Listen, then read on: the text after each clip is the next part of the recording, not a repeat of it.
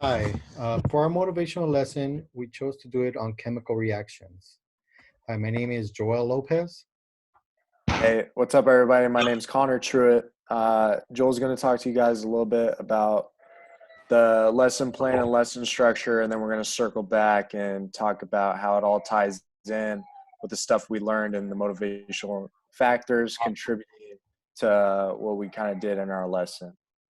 All right, Joel. So, our lesson's a middle school level lesson. Students will have to access their prior knowledge of phases of matter, in which they learn how matter can change from a solid to a liquid to a gas, and also prior knowledge of molecular movement, in which they learned how atoms can separate and mix to create new compounds. This would have been covered in previous units. We begin our lesson with our attention grabbers. In our case, we decided to do potassium chlorate and sugar. So we would do this experiment in front of the class for everybody to see. Students will observe, as we said, an innocent red gummy bear on fire by combusting potassium chlorate and sugar. When you place a gummy bear into potassium chlorate, you will get an exothermic reaction, which means it releases energy. Potassium chloride is a strong oxidizing agent that reacts very harshly with sugar, and since gummy bears have lots of sugar, they burn quickly. The reason we chose this fire experiment is because kids are fascinated to see explosions and things burn in movies, so we figured this would definitely catch their interest, especially because I don't think they see gummy bears combust so intensely every day. For a little lab experiment, we're going to move into our main activity, which will be a scavenger hunt. For our scavenger hunt, students will be broken up into groups in order to solve a clue. The clue being a chemical formula that they will get to activate at the end of class. Each group will have 20 minutes to answer 16 questions. The questions will be hidden throughout the classroom. So the questions we created were here. Each group would have their own questions. There are questions for each team according to their designated color. Each question has a clue written on the back of it. They will combine them to solve their mystery ingredients. In order to solve it, students will have 3 different websites in which they can research and find their information. So we have provided 3 websites that are kid-friendly for their level, in which they should be able to retrieve the information to answer the questions. Oops, sorry. Here's a second website you can see. Once fully complete, groups will hand in their ingredient name to the teacher, in which they will be combined to see the outcome. The outcome being that elephant toothpaste is created. Students will need to collaborate in order to solve the clues in time. They are not bound by any order or strategy, so they get to make their own decisions on how to be successful. There are no winners or losers, just fighting against the clock to solve the clues in time. So after they get their clues together, they're going to put them in the order of the answers to get the full name of the ingredients, in which they will create elephant toothpaste. And here we get to see a little wow factor of how the elephant toothpaste comes about. So I myself would get a kiddie pool and magnify the experiment by about 3 times to give them just a little slightly bigger wow factor in the classroom. Or this can also be done outside. As far as mess, it's only soap foam, so it's not too bad to clean up. So this would be kind of like their excitement reward. And then we would move on to our exit ticket. So for our exit ticket, we're asking in their own words, what is a chemical reaction, and give 2 examples you see at home. Students will have to create their own explanation and relate the topic into their life at home. So it gets to connect the connections of what they see in the book and the videos to what they see at home, such as a rust would be a chemical reaction, baking a cake would be a chemical reaction, simple things that they see every day. So now Connor's going to explain to you guys how the motivation factors tie into this. Go ahead, Connor. All right. So, I mean, Joel already touched on a couple. The first one being that initial attention grabber with the gummy bear lit on fire. That's what we're hoping is really going to draw them in, kind of get their attention off the bat and get them excited about the lesson going forward. I don't know about you guys, but growing up, my favorite part about school, or one of my favorite parts about school, was always the science experiments. And I know that kids in particular get a kick out of being able to use their hands, do hands-on activity within the classroom and stuff like that. So that in itself is our first initial motivating factor to get the kids interested, get them excited about what they're going to be learning that day and going through as it pertains to the lesson. In regards to stuff that we talked about in our class, the motivational factors and stuff tying into what we kind of built on within our lesson plan. What we really tried to go off of was the ARCS model of motivation. And ARCS, as you guys know, is just a simple acronym which stands for attention, relevance, confidence, and satisfaction.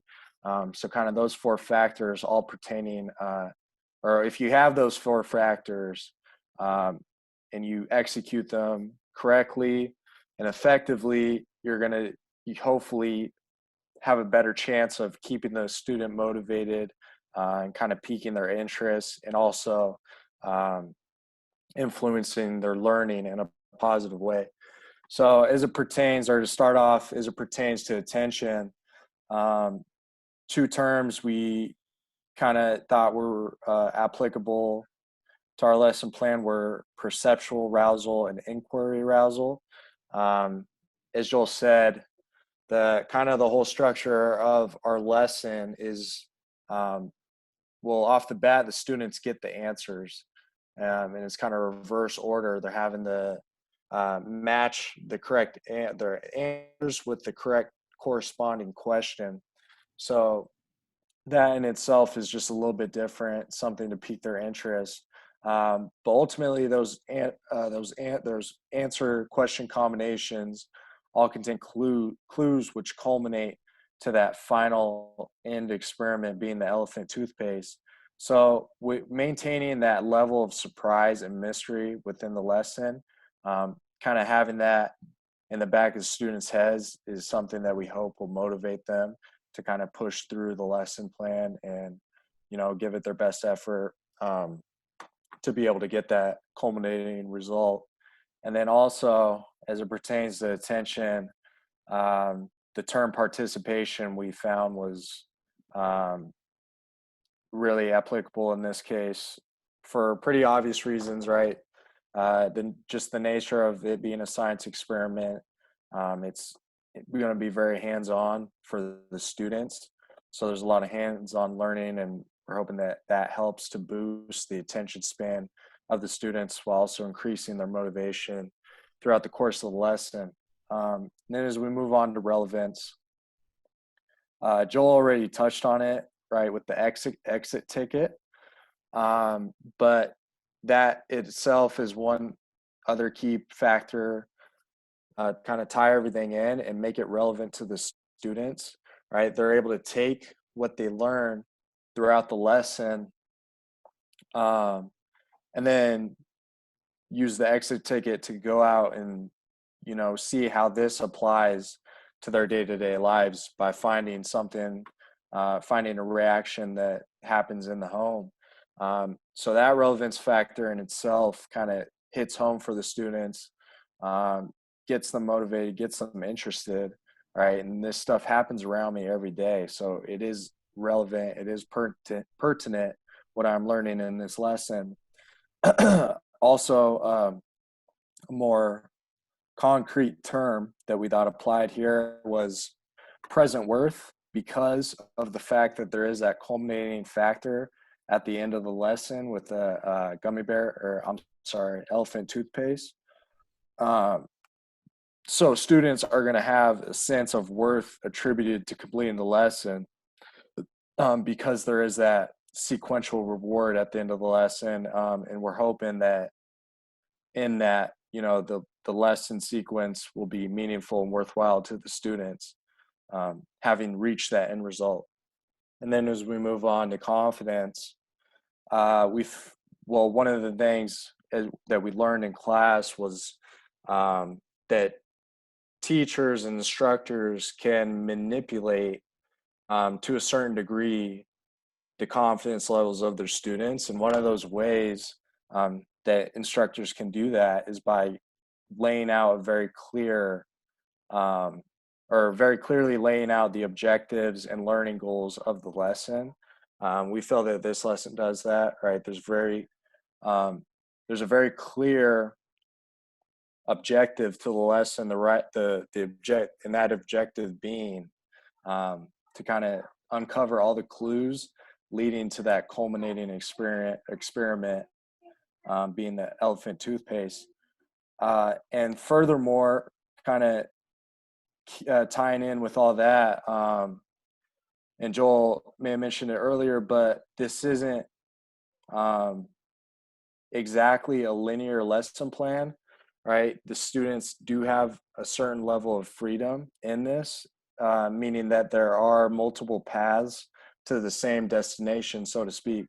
So, there's not, it's kind of like there isn't one way to skin a dead cat scenario, right? As long as the students are uncovering the clues, right, they're ultimately doing what we set out to do, and participating in the lesson to the extent we want them to. So that's just one of the ways that the teachers can manipulate that and kind of boost the confidence level of the students. Furthermore, as it pertains to confidence, we feel that this lesson does have varying degrees of difficulty, particularly within the question answer combinations. Naturally, some question answer combinations are going to be easier to solve than others for, certain students, and it's going to vary from group to group.